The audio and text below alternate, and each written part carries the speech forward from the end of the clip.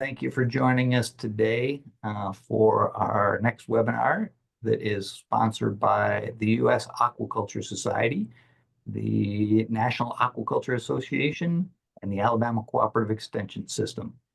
Today we've got Dr. Ben Halpern with the Bren School of Environmental Science and Management out in California, who's going to talk to us today about the environmental footprint of global food production.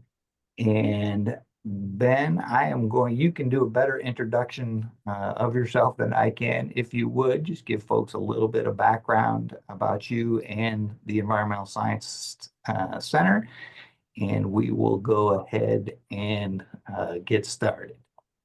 Okay, thanks so much, Dave, and everyone for joining today. My name is Ben Halpern. I'm, as I said, a professor at the Bren School at UC Santa Barbara. I'm also the director of the National Center for Ecological Analysis and Synthesis, or NCES. And my background is in kind of marine ecology and marine conservation, but I got into fisheries and aquaculture work maybe almost 15 years ago. I've done a lot of work in the last decade, exploring kind of the environmental and ecological challenges and opportunities and intersections with aquaculture and other uses of the ocean. And that led me to a lot of this work on kind of understanding how aquaculture fits into the broader food production system. So I'm excited to share the work that we have done. This is work that's published, but I'll end telling you kind of where we're headed in next phases with this work because it's an ongoing project. So I'm excited to share what has been a team effort with a lot of folks involved in a group here hosted by NCES that I led that has pulled together a lot of information about how food production across different systems affects the environment. And I got into this work in part because I was interested in aquaculture and how it fit in to the broader food landscape, but also because I was really motivated by this question of like what I should be eating to be kind of environmentally friendly. And almost a decade ago, I decided to become pescatarian because of the news kind of around how a lot of livestock meat the production of that is bad for the environment, especially with greenhouse gas emissions. But I'd never really tested that idea. And when I went to look into the scientific literature, there's lots of scattered information, but nothing really pulled together, at least in a way that I was looking for, to understand how things kind of compared to each other and what that might mean for how I could adjust my diet to be as environmentally sustainable as possible. So this simple question ended up leading a very long path, years of work with lots of folks involved to try to answer that. Now, this background information is probably pretty familiar to a lot of you, but I'll help set the stage for kind of the kinds of information and the way that we were framing the question when trying to answer that. So as you probably know, a lot of fresh water is used for aquaculture, primarily crops, a little bit for livestock. So 70% of our fresh water is used to grow food. Food production is a major source of greenhouse gas emissions. A third of all greenhouse gas emissions comes from food production, and most of that is from the land use, land change, and production side of growing food.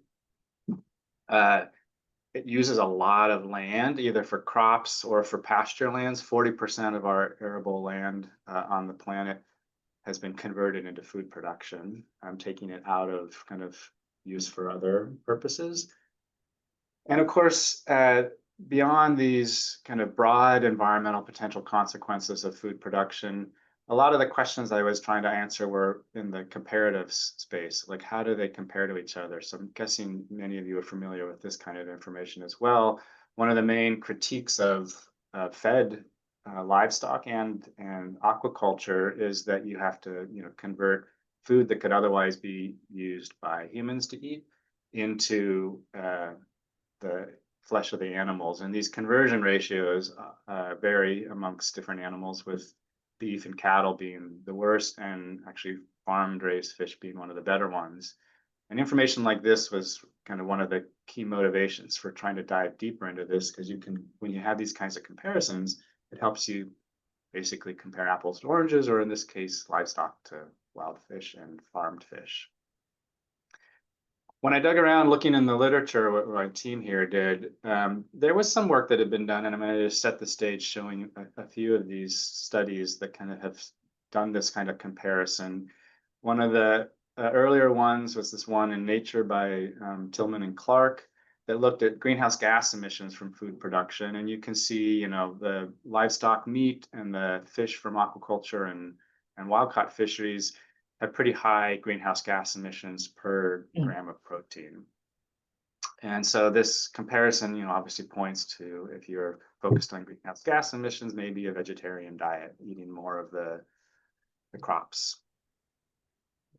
A few years after that, Poor and Nemechek in Science released a study that got a ton of news coverage, so maybe you also saw this. And they looked at greenhouse gas emissions, land use, acidification, eutrophication, and water, freshwater use across a whole bunch of food products that you see along the vertical axis there. So livestock on the top, fish and other meat and nuts in the middle, milk, and then some other crops at the bottom. And I'm going to just show you, not for you to need to digest any of it, but they had tons of data that they took from life cycle assessment studies that looked at the relative footprint of these different food production systems against these different measures.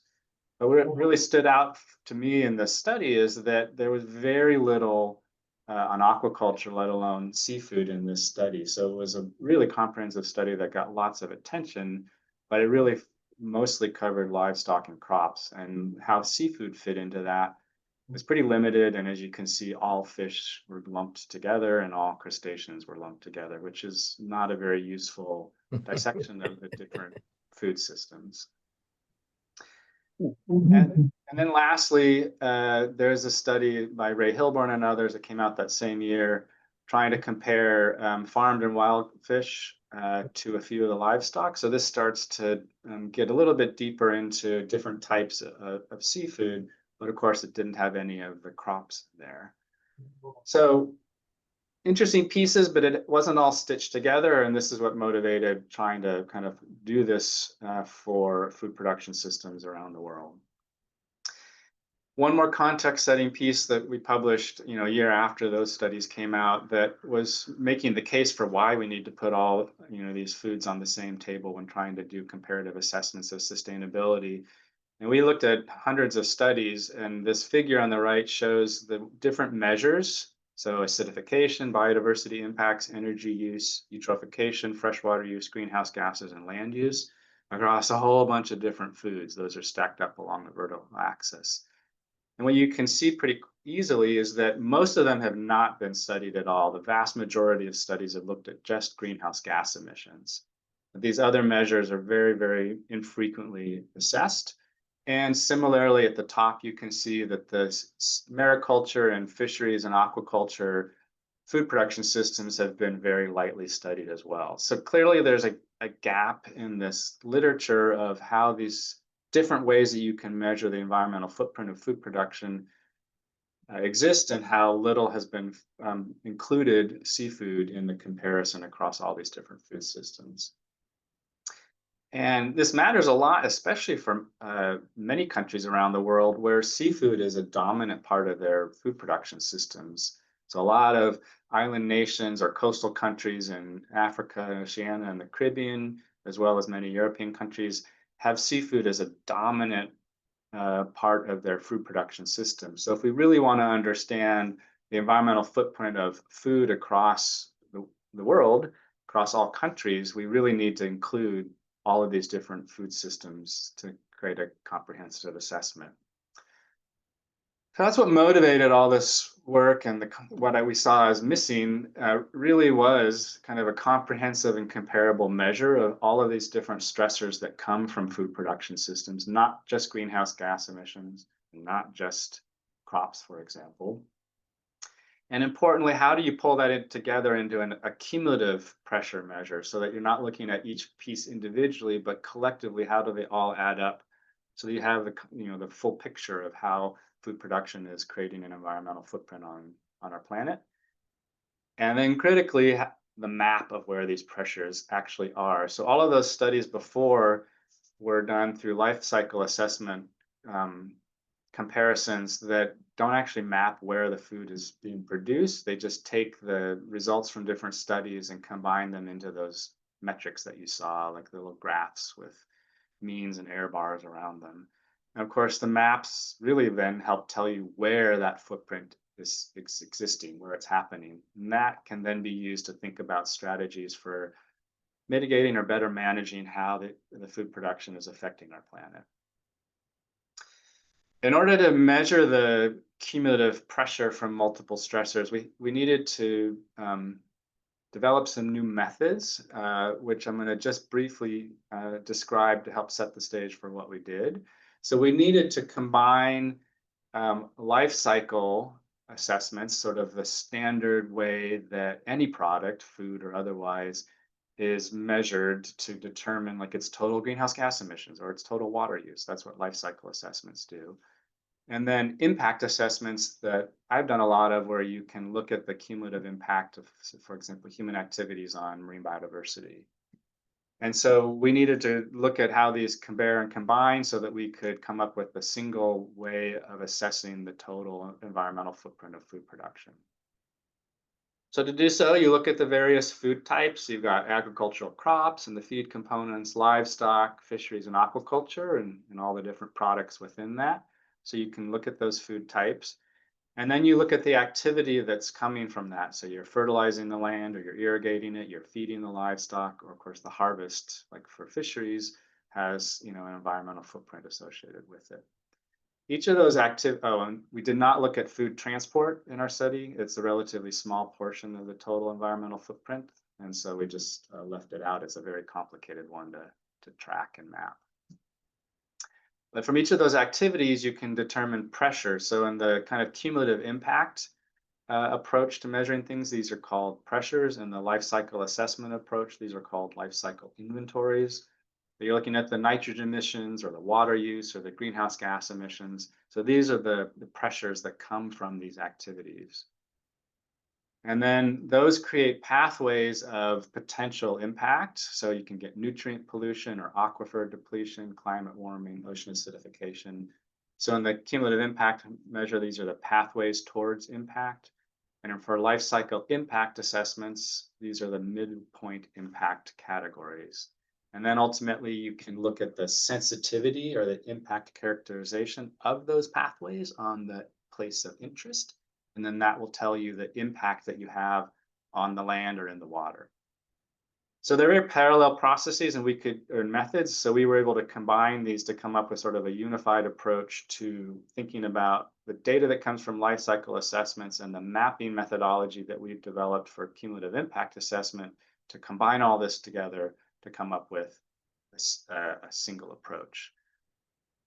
So implicit in this combination, and what differs from just sort of classic standard life cycle assessment approaches, is that we needed to and could account for where production occurs, and then importantly, we account for the volume of production. So life cycle assessment is always measured in like per kilogram or per pound or unit of measures, but they don't sum it all up to tell you the total consequence of all of that food production system. So we were able to look at that as well. When we launched this project a few years ago, there were no data, at least comprehensively, on where aquaculture existed in the ocean. And we need those location data in order to map where the footprint of that food production is. We had data on fisheries, where those occur, and we had tons of data on livestock and crops productions from other people's work. But we didn't have information on where aquaculture was located. So we ended up needing to first do that, and that led to this publication where we were able to map the location of nearly 100,000 farms worldwide. Many of these were known locations, the green spots. Others were known locations, but not the exact place within those. We knew how many farms there were, but not exact locations. So we needed to model the distribution of those farms within sort of a province or territory. And then others, we knew the amount of production, but we didn't have specific information on the location or the number of farms. So we used information to estimate that. So it's a model, it's imperfect, but including all the available location data that were available at that time. And this then created a map we could use to distribute the environmental footprint of aquaculture. Okay, that's all the context setting stuff. Now we get into the meat of it, so to speak, of the analysis that we did. And I want to show you the kinds of data that were brought to bear on all this, and then I'll turn to the maps and the results that come from that. So we looked at all livestock, aquaculture, crops, and fisheries that we could get information on, and all of the different aspects of those food production systems that would produce environmental outcomes. So for livestock, you have manure, feed, land use, water consumption, and the enteric fermentation that leads to climate change gases, greenhouse gases. And we do that for each of the food systems. And so each of those sort of attributes of the food systems leads to different types of pressures. So almost all of them have greenhouse gas emissions associated with them.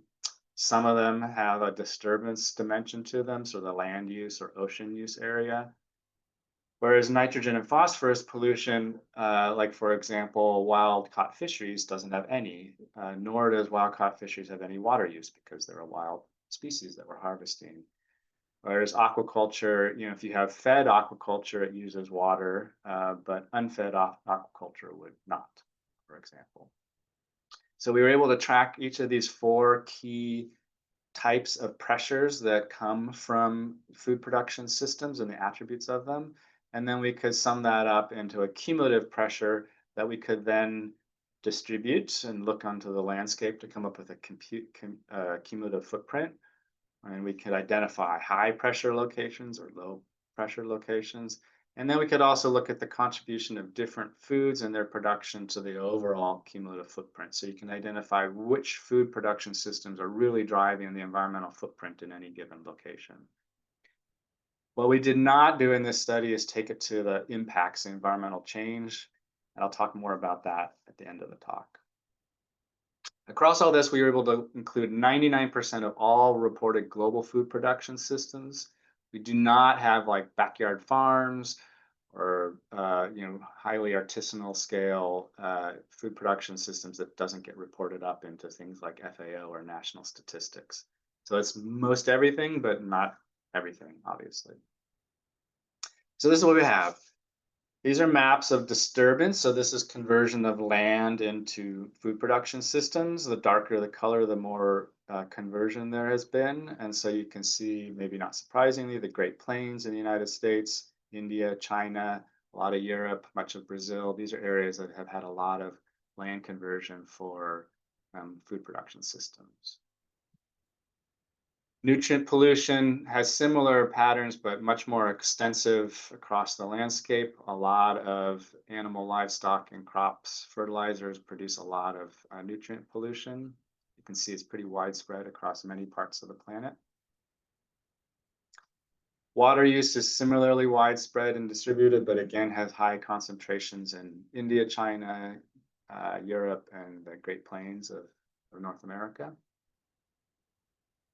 And then greenhouse gas emissions, widespread again, a bit like one of the previous plots, just you're seeing it in most areas where you have livestock and crops production happening.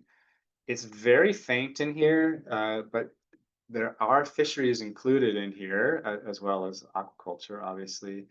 The very light pink that you can barely see across the ocean is where kind of greenhouse gas emissions from wild-caught fisheries, the diesel ships that go out and catch the fish, are emitting. And so this is a comprehensive map, but obviously you can see the most intense pressures are coming from land-based food production.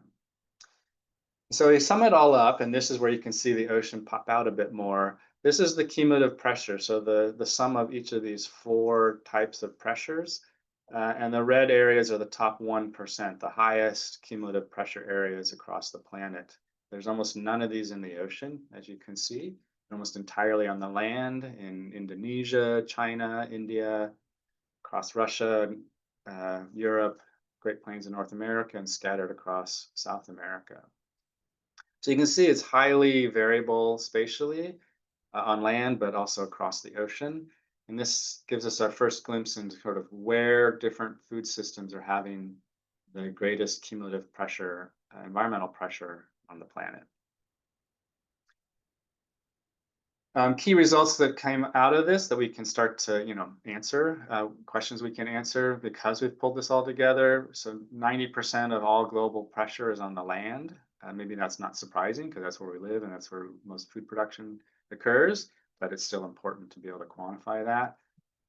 The top 1%, those red areas, create almost 40% of the total pressure. So it's highly concentrated in those top 1% areas.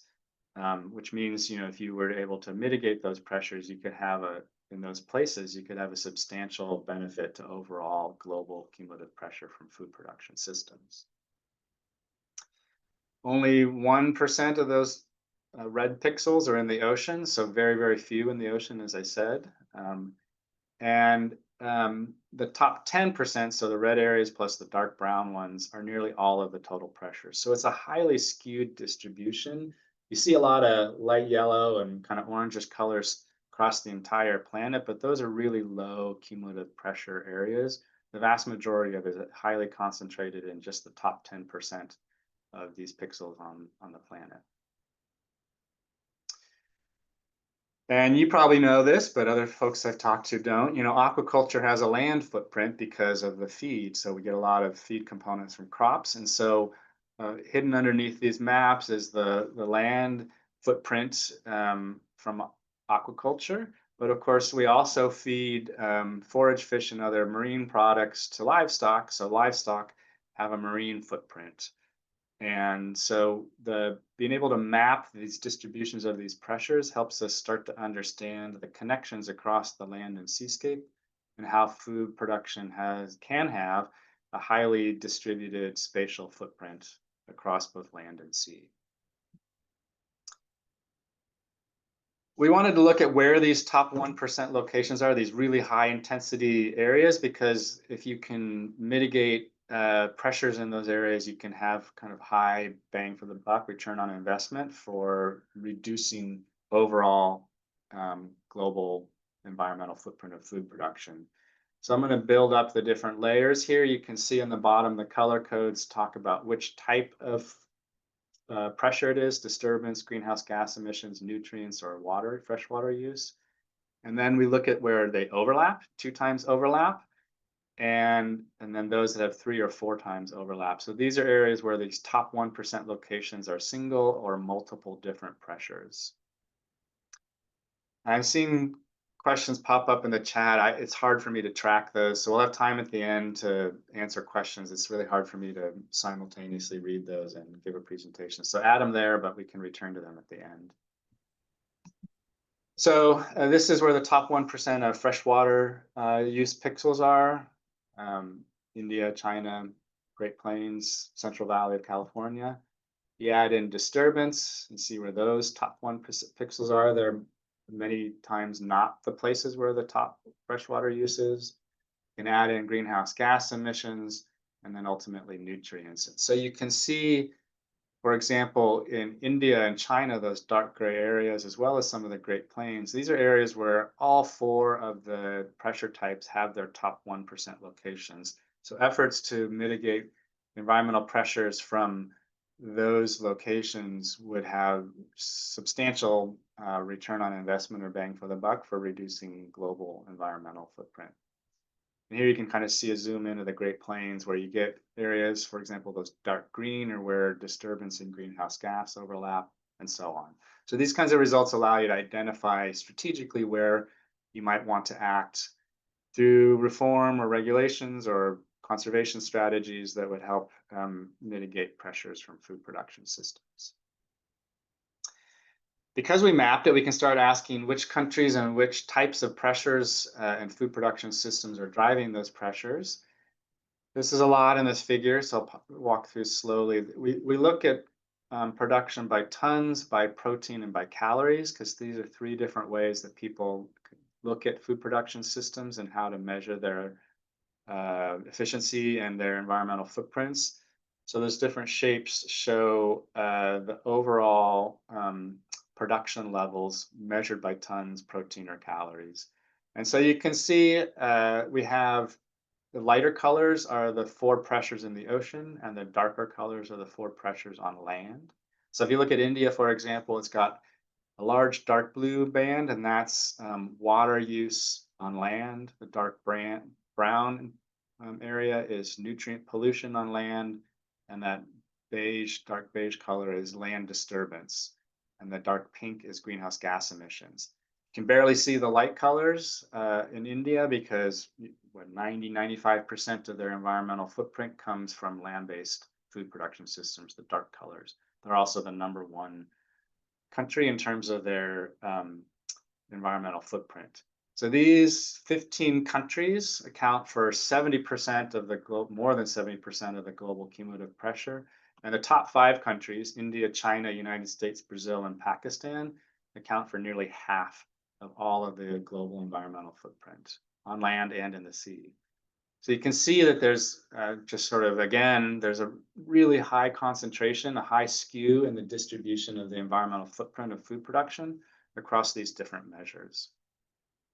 Like I said, you can also look at it by food type. So if we look at India again, the vast majority of their footprint comes from crops for human consumption, some ruminant meat, a little bit of pig meat, and then eggs. Those 4 are what look to be about 85–90% of their total environmental footprint.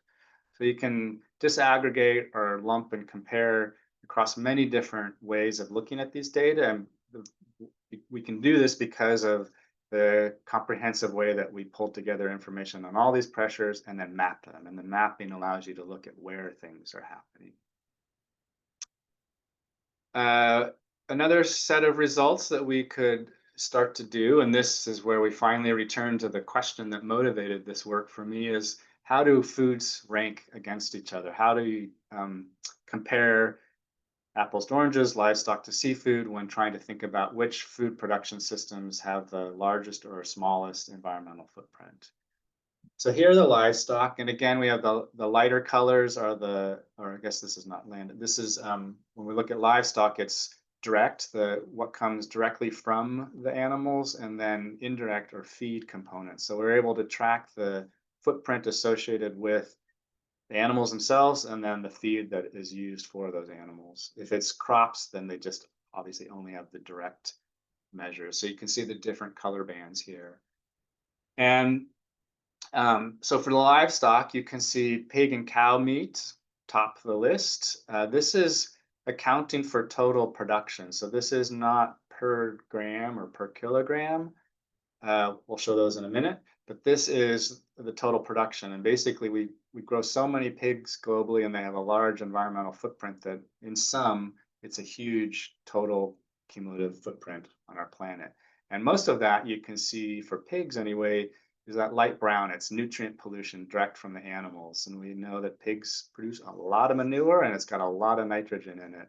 So that's a dominant driver of their environmental footprint. Whereas for cows, the dominant pressure is from greenhouse gas emissions, the pink color there. So you can see that the total bar is the total cumulative environmental pressure from the food production.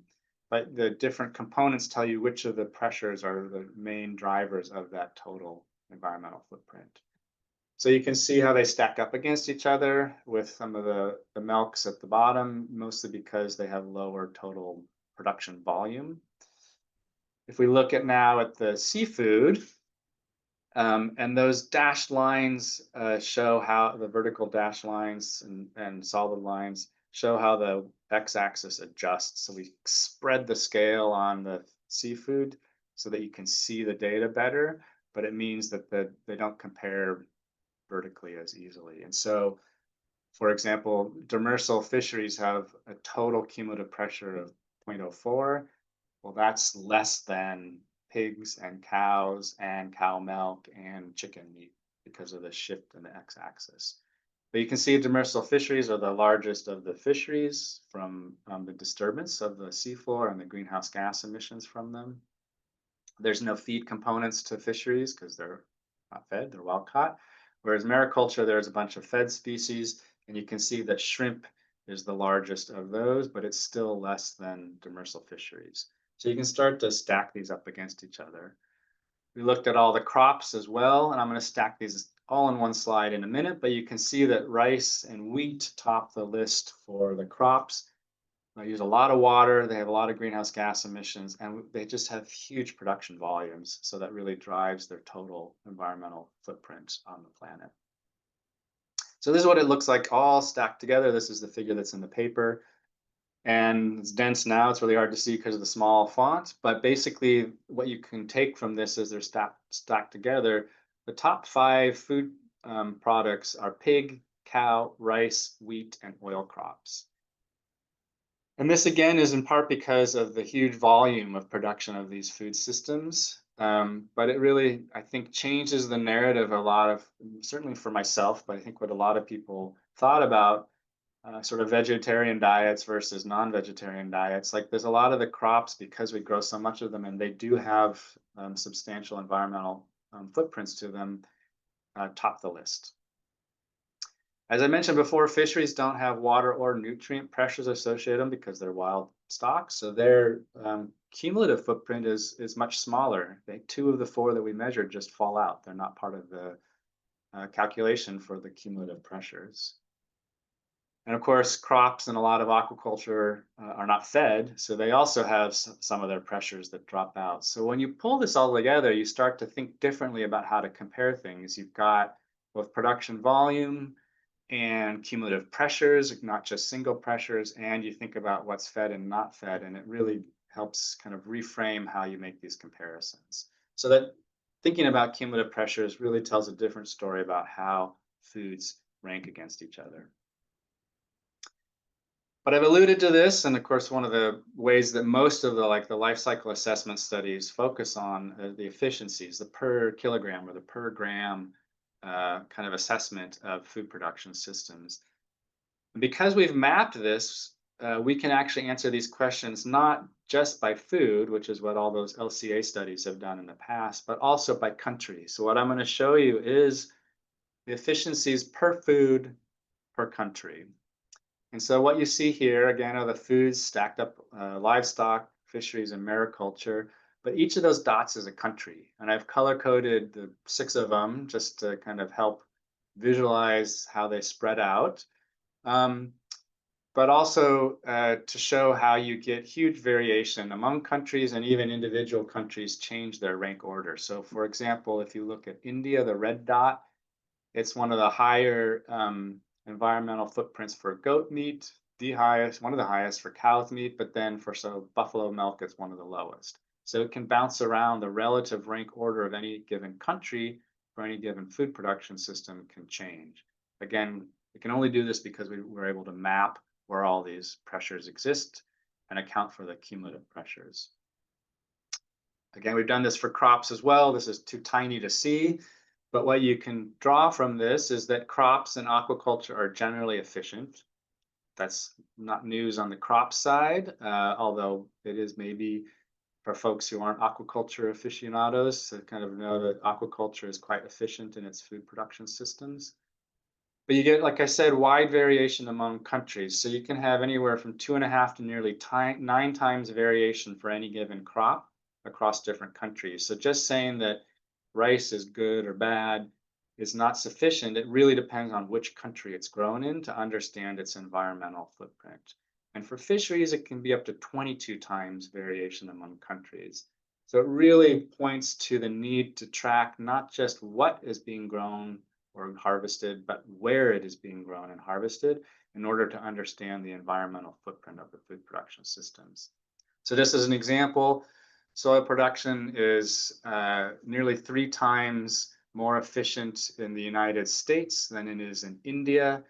A lot of this has to do with the production systems in the United States that are, these giant monoculture crop systems with tractors and other mechanized ways of harvesting it that you can get a lot more production per acre per effort, and that creates more efficient systems. But you can also get variation among foods within countries. And so like a decision about what to eat based on environmental pressures, the rank order of foods can depend on what country you're in. So for example, in Indonesia, pigs are nearly 7 times less efficient than cows, really going against sort of the narrative about cows being the worst in terms of environmental pressures. So again, really depends on which country you're in and how the food production system works in that country. The exciting part about this is that these differences create all sorts of interesting policy and trade opportunities. So you can focus on, the highest impact or pressure foods in a given country to mitigate, those to get the biggest return on investment. Or you might think about trade policies that help bring in food and support production in areas with the lowest environmental footprint rather than growing food in places where it has higher environmental footprint. So thinking strategically about, not just what is being grown, but where it's being grown or harvested is hopefully a really powerful tool to use to inform these kinds of policy and trade decisions. So that's where we left off, and that's published in this paper in Nature Sustainability from a few years ago. But we've continued this work across a number of threads, some which are starting to just come out and others that will be coming out in the coming year or two. But because we mapped where all the food production systems are going, we could then couple that with all the trade information about how food is moving across the planet to think about how consumers may be displacing their environmental footprints by importing food produced somewhere else. So tracking both production and consumption allows us to start to answer questions about basically who's paying the environmental cost for any particular food consumption pattern. And the hypothesis might be that wealthier countries export their environmental footprint by importing food from other places so that they don't have to pay the environmental cost. And that's a key question that we're looking at in that work, and we're nearly done with that, and we'll be able to share that out soon. And then the other thing we're working on is translating these footprints into actual impacts. So as I showed very briefly at the beginning, footprints are these pressures, but they don't tell you whether they're actually having an impact, because different species and different ecosystems are more or less vulnerable to any particular pressure. So for example, nutrient input into coral reefs can be devastating because of algal growth and overgrowing the coral reefs, but nutrient input into, for example, a kelp forest might be a good thing because it actually can be used to grow the kelp. So how these pressures actually translate into impacts requires kind of another level of analysis to account for the different vulnerability and susceptibility of species and ecosystems to these pressures. So we have a lot of maps of where all these habitats and species are. We're coupling those with these maps of where the pressures are to translate environmental pressures into environmental impacts. And we'll be doing that for marine biodiversity and then ultimately for terrestrial biodiversity. So in the end, and to wrap up, like I returned to this question of what I should eat. And in fact, like I said at the beginning, I came at this as a pescatarian, someone who'd given up livestock meat because of the idea that it was less environmentally sustainable. This work mostly bore that out, but it showed that chicken was actually a highly efficient, low environmental footprint food system, especially compared to some of the kind of higher footprint aquaculture systems like shrimp. And so I've actually shifted my diet. I've added chicken back in, and I've sadly removed shrimp unless it's sustainable wild caught shrimp, and kind of helped inform my own decisions based on the work I've done. But I want to end by saying that, this has all been work motivated by the environment. And of course, there's all sorts of other reasons that people choose to eat what they do. They could be cultural reasons. They could be local food systems or food sovereignty reasons that might, or animal welfare reasons. And all of these reasons are 100% legitimate reasons to make diet choices, and they don't always line up with the environmental footprint aspects of food production systems. And so you know, this is what I chose to base my diet decisions on. I hope this kind of information is useful and thinking about the way that you choose to eat the food you do, but no judgment if you change or you use other reasons. It's all important. So with that, happy to take questions. I can return to the chat, or you can just unmute yourself and ask the question that you had in there in person. But thank you so much for your time and interest.